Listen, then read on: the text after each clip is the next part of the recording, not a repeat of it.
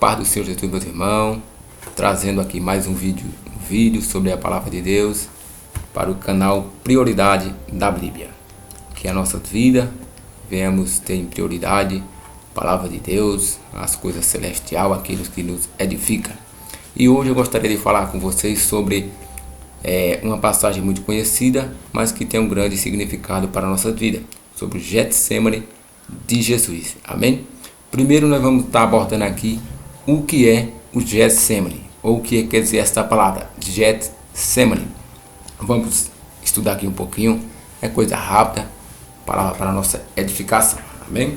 Diz assim, ó: Getsemane é um jardim no Monte das Oliveiras, onde Jesus costumava ir com seus discípulos. João 18:2, em hebraico, Getsemane, que quer dizer lugar do azeite, ou prensa de azeite. Lugar de azeite ou prensa de azeite. Então, Getsemane era um monte onde Jesus costumava orar com seus discípulos e fazer suas orações. E esse nome Getsemane, mais conhecido como Jardim das Oliveiras, né? E o nome traduzido de Getsemane quer dizer prensa de azeite. Tá bom? Vamos prosseguir. Nós vimos que tem um nome por este nome. Por ele mesmo ficava a prensa usada para espremer a oliveira, que vendia o precioso líquido. Foi ali, junto da sua prisão, orou ao Pai para livrá-lo de beber o cálice amargo da morte e da cruz. Ele orou 3 vezes com tal intensidade que usou sua grande gota de sangue, as qual correu até o chão. Mateus 26, do verso 35 ao 44. Tá bom? Então vamos estudar esta palavra. Vamos ler aqui a Bíblia comigo em Mateus capítulo 26, do verso 36 ao 34, que diz assim, ó: Então chegou Jesus com ele a um lugar chamado Getsemane e disse aos seus discípulos: Assentai-vos aqui enquanto vou além orar. Levantou consigo Pedro e seus 2 filhos de Zebedeu, começou a entristecer-se muito e angustiar-se muito. Então lhe disse: A minha alma está cheia de tristeza até a morte. Ficai aqui e vigiai comigo. E indo um pouco adiante, prostou-se sobre o seu rosto, orando, dizendo: Meu Pai, se é possível, passa de mim este cálice. Todavia, não seja o que eu quero, mas como tu queres. E voltando para os seus discípulos, achou adormecido e disse a Pedro: Então nem uma hora pudesse vigiar comigo? Vigiai e orai, para que não entrei em tentação. Na verdade, o espírito está pronto, mas a carne é fraca. E indo a segunda vez, orou dizendo: Meu Pai, se é possível, passa de mim este cálice. Se não é possível, faça a tua vontade. E voltando, achou outra vez adormecido, porque os seus olhos estavam carregados. E deixando de novo, foi orar pela 3ª vez. Amém? Somente até aqui. Vamos comentar um pouco desse texto, igreja, com meus irmãos. Eu fico muito maravilhado quando eu leio esse texto sobre o Getsemane, que eu começo a entender que Jesus, desde do começo do seu ministério, ele tinha um objetivo. Qual era o objetivo de Jesus? A sua missão era de vir, né, morrer pelo nosso pecado, né, e ali nos dá de novo o acesso à presença de Deus, ao qual o homem tinha perdido. E eu começo a entender aqui que logo a Bíblia vai falar que logo depois da ceia, né, Jesus chama Pedro, né, Tiago e João, e eles vão para o Monte das Oliveiras, né, orar a Deus. Então nós começamos a entender que depois do ato da comunhão, da ceia, Jesus ele vai para o Monte das Oliveiras orar com seus discípulos. Mas coisa interessante, já para abordar aqui um primeiro ponto, que a Bíblia diz que Jesus deixa os seus discípulos em um canto e ele vai mais além para orar a sós com Deus. E ele começa a orar ao Senhor: Senhor.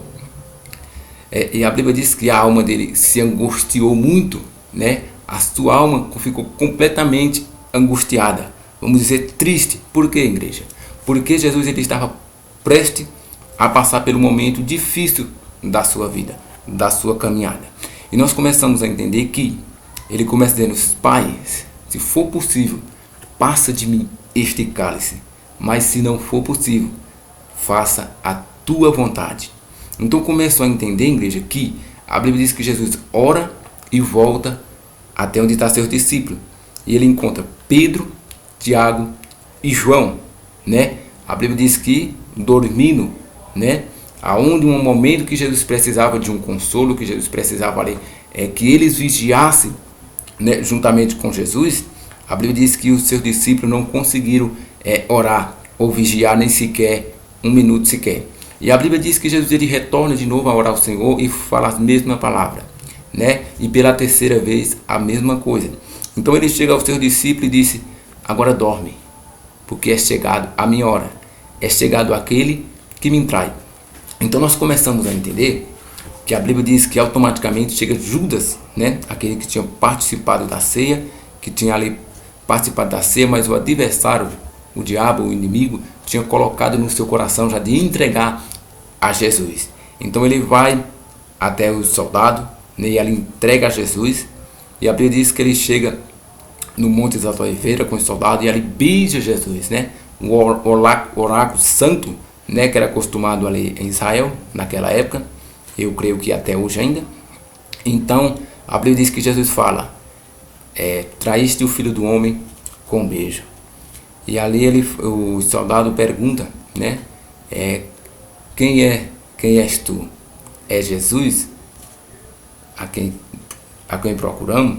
E a Bíblia fala disso, que ele diz: eu sou, né? E no livro de João, capítulo 18, vai falar que quando Jesus falou que ele interpretou a palavra eu sou, todos caíram por terra.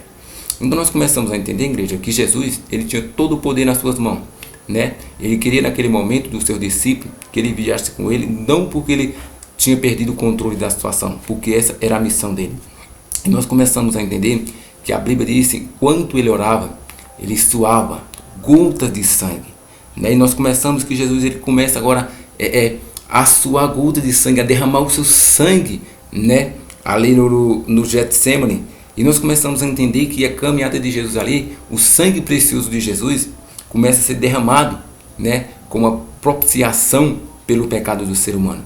Mas a Bíblia fala que continua aquela dificuldade que Jesus tinha que passar, o Getsemane de Jesus, né? A prensa de azeite, o momento de dificuldade, o momento de grande angústia que Jesus falou.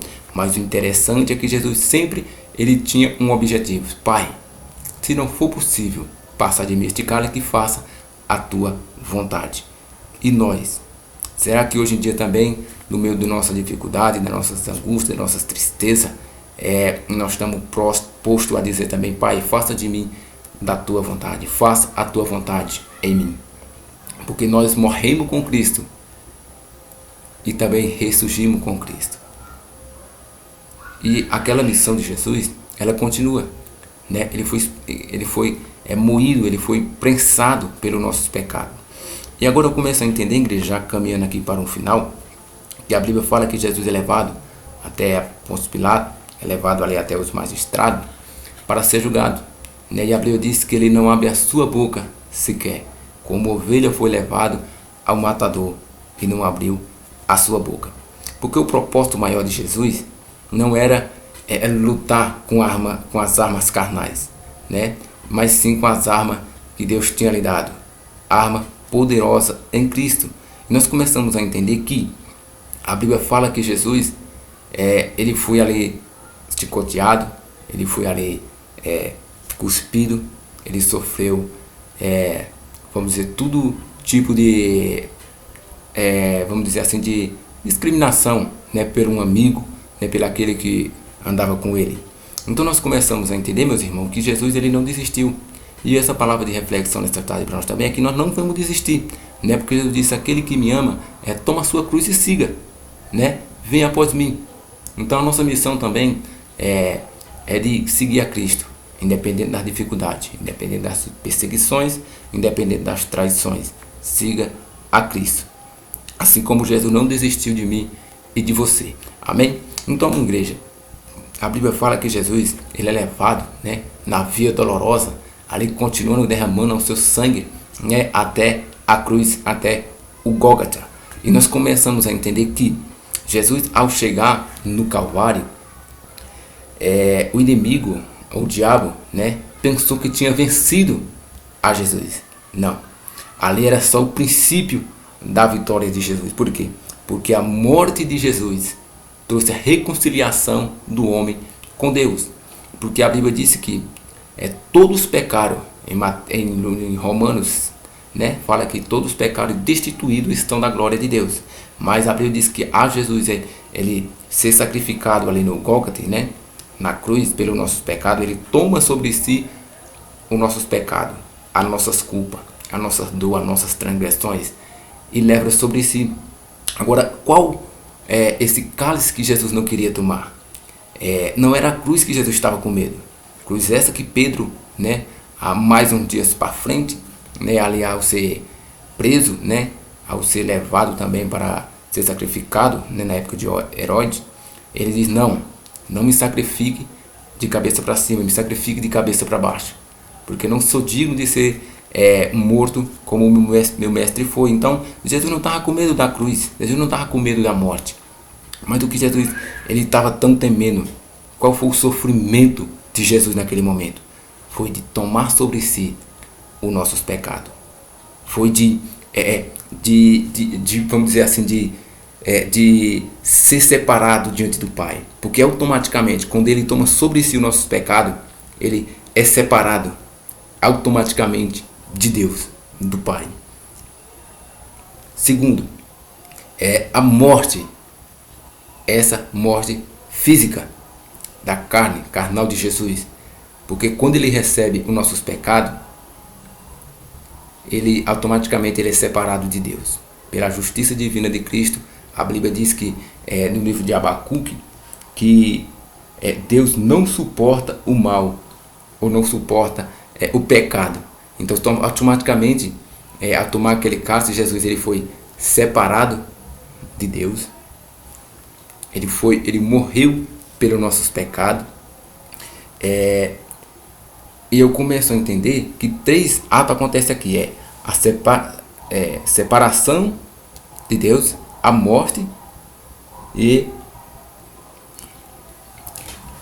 Mas coisa interessante é que ao morrer, ao 3º dia, ele ressuscita, levando consigo aqueles que dormiram, dormiram esperando a promessa. E esta promessa nos alcança também, que todo aquele que entrega a sua vida a Jesus Cristo, ele também é herdeiro dessa promessa. Agora nós temos livre acesso para entrar na presença de Deus. Por quê? Porque quando Jesus ele morre ali na cruz do Calvário, o véu que nos separava de Deus, ele é aberto de cima a baixo. E nós temos livre acesso para entrar na presença do nosso Senhor.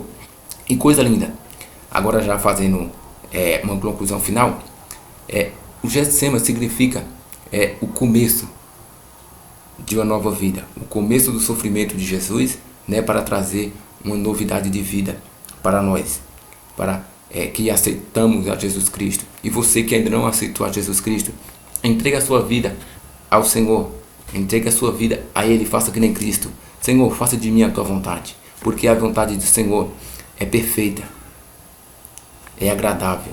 A vontade do Senhor é maravilhosa sobre nós. E uma das maiores vontades de Cristo é que o homem ele reconheça o sacrifício de Jesus no Calvário e entregue a sua vida por amor a Ele.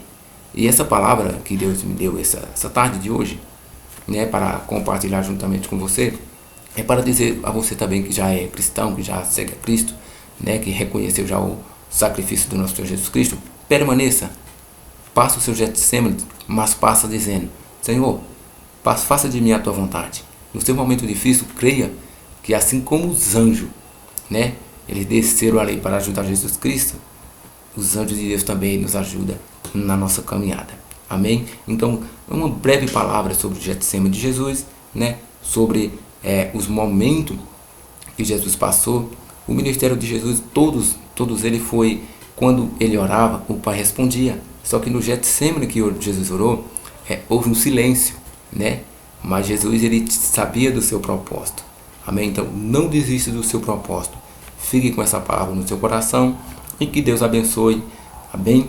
Se você gostou dessa palavra, compartilhe com alguma pessoa, com seus irmãos ou com aquele mesmo que não é crente ainda, para que essa palavra venha alcançar vidas, venha alcançar alma para o reino do Senhor. Porque Jesus disse: ide e pregar o evangelho a toda criatura, aquele que crê será salvo. Então, essa missão Jesus tem nos dado, de falar do amor de Cristo, de pregar a cruz, de pregar a ressurreição, a vida, amém? E que Deus abençoe, fique com Deus, e em breve traremos mais outros vídeos falando sobre Jesus, sobre a palavra do Senhor, que é maravilhosa, amém? Deus abençoe, fique com Deus.